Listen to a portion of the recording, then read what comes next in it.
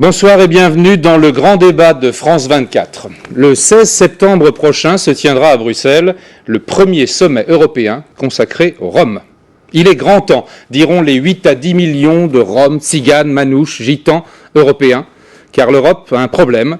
L'entrée de la Roumanie et de la Bulgarie dans l'Union européenne au 1er janvier 2007 a plus que doublé les effectifs de la communauté Rom dans l'Union. Et le seuil de tolérance envers ces Roms semble baisser chaque jour en Europe de l'Est, ce qui n'est pas très neuf, mais aussi en Italie, dans un climat très sécuritaire.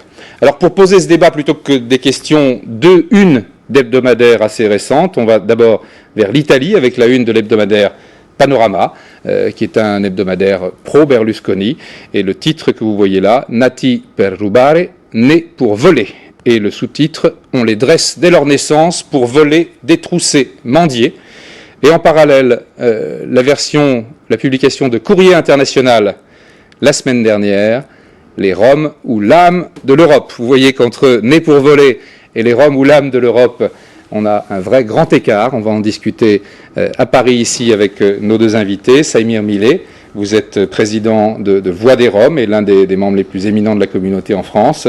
Yannick Lucas, vous êtes médiateur-interprète auprès des Roms migrants, et notamment ceux de nationalité roumaine, qui font les plus grands effectifs des Roms de l'étranger, dira-t-on, et on va être très prudent, au sein de l'association pour l'accueil des voyageurs. Pour la partie italienne que nous allons aborder d'abord, nous retrouverons Alexis Maschiarelli, correspondante de France 24 à Rome, et nous avons au téléphone M. Massimo Barra, qui est président de la Croix-Rouge italienne. Je me tourne d'abord vers vous, Alexis. Ça a fait grand bruit en Europe. Nous sommes le 25 juin et le gouvernement Berlusconi décide d'abord à Naples de recenser toutes les populations nomades qui sont installées dans des camps en Italie par le moyen de recueil de leurs empreintes digitales. Nous sommes un mois et demi après. Quel est l'état des lieux ?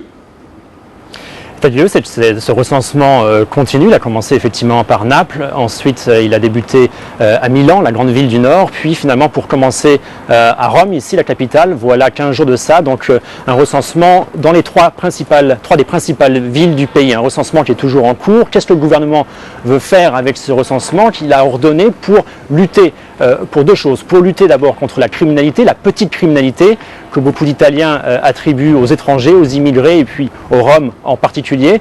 Et également, il ne veut plus de ces camps nomades, essentiellement illégaux. Le gouvernement estime que les conditions de vie n'y sont pas acceptables, essentiellement pour les enfants qui souvent ne sont pas scolarisés, soit en raison du fait que leurs parents ne les ont pas inscrits ou parce qu'ils sont en permanence bougés de camp en camp. Leurs camps sont détruits, ils ne peuvent plus suivre de scolarisation. Donc ce recensement est toujours en cours avec pour objectif de comprendre combien il y a de Roms vivant dans ces grands camps aux périphéries des trois principales villes italiennes. Et qui sont-ils ? Sont-ils italiens ? Sont-ils étrangers ? Alors, en Europe, on a eu très vite fait de dire qu'on désignait là des boucs émissaires, évidemment. Le Conseil de l'Europe a très vivement condamné cette mesure. Le Parlement européen l'a condamné aussi. La Commission européenne a demandé à Silvio Berlusconi des explications. Et qu'en dit l'italien de la rue, si j'ose dire ? L'Italien de la rue a noté que le gouvernement a fait en quelque sorte marche arrière après avoir, comme vous l'avez dit, commencé par prendre les empreintes digitales dans les camps à Naples. Ici à Rome, dans ce recensement qui a commencé il y a 15 jours, où M. Barra de la Croix-Rouge était et j'étais également, les opérations ont beaucoup changé. On ne pose que des questions sur l'identité, d'où viennent ces gens, comment ils s'appellent, où est-ce qu'ils sont nés, si les enfants sont scolarisés, dans quelles conditions sanitaires ils vivent. Plus d'empreintes digitales prises, la Croix-Rouge refuse de faire ce travail et on ne pose pas de questions non plus sur l'appartenance ethnique ou sur les croyances religieuses des personnes vivant dans ces camps. Mais globalement, pour répondre directement à votre question, l'Italien de la rue est ravi de ce recensement. Beaucoup de gens à qui j'ai pu parler ici disent qu'il est temps de savoir qui sont ces Roms, pourquoi ils sont ici, qu'est-ce qu'ils font véritablement dans ce pays, parce que comme vous l'avez dit en introduction, ils cristallisent toutes les haines des étrangers, ces Roms qui profitent du système, ces Roms qui envoient leurs enfants mendier dans les rues, ces Roms qui sont également accusés de voler des enfants. Et il faut dire aussi qu'il y avait eu quelques faits divers avant la campagne électorale assez violente qui s'est déroulée en Italie au mois de mai, qui en quelque sorte donnaient raison, entre guillemets, à cette perception populaire du Rome. Oui, absolument. Pendant cette période électorale, il y a eu des attaques violentes à Naples, dans les quartiers de la périphérie de Naples, où plusieurs camps ont été incendiés par des cocktails Molotov. Des gens des quartiers qui vivaient aux alentours sont intervenus la nuit, lançaient des cocktails Molotov alors que les populations étaient là et qui ont dû fuir véritablement devant des groupes de délinquants qui venaient les chasser, qui ont mis à sac plusieurs camps, qui ont été vidés, et ces Roms qui vivaient dans 6 camps de Naples ont maintenant été bougés en périphérie de la ville.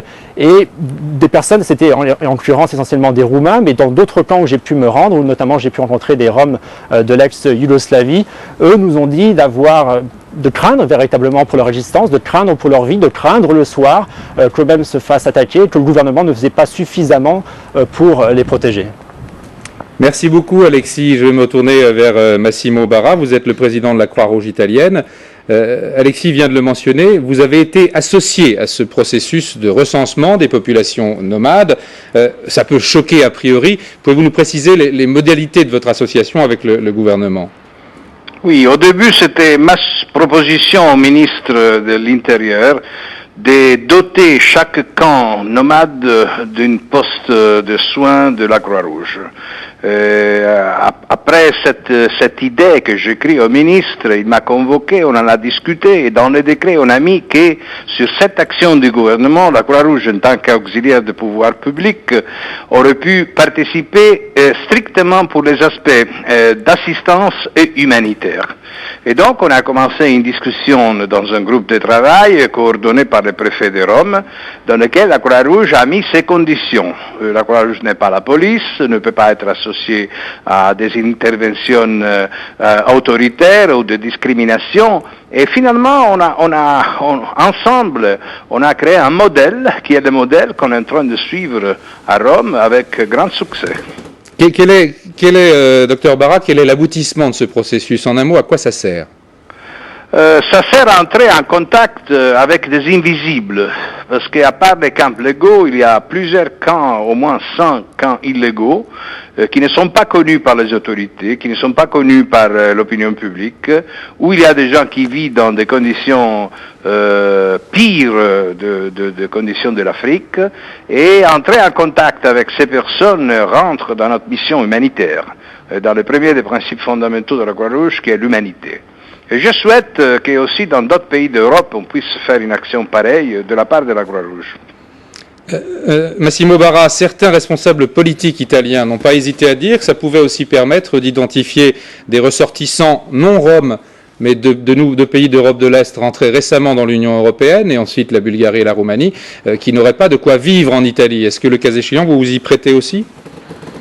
C'est pas notre tâche. Notre tâche, c'est d'aider les personnes, quelle que soit leur nationalité, quelle que soit leur position vis-à-vis de la loi italienne. Dans le sens qu'en Italie, on a droit de donner des soins de santé même aux personnes qui sont d'une façon irrégulière dans le pays. Donc, nous distribuons un carnet, quelle que soit la position vis-à-vis de la loi italienne, pour aider ces personnes dans nos stations de santé.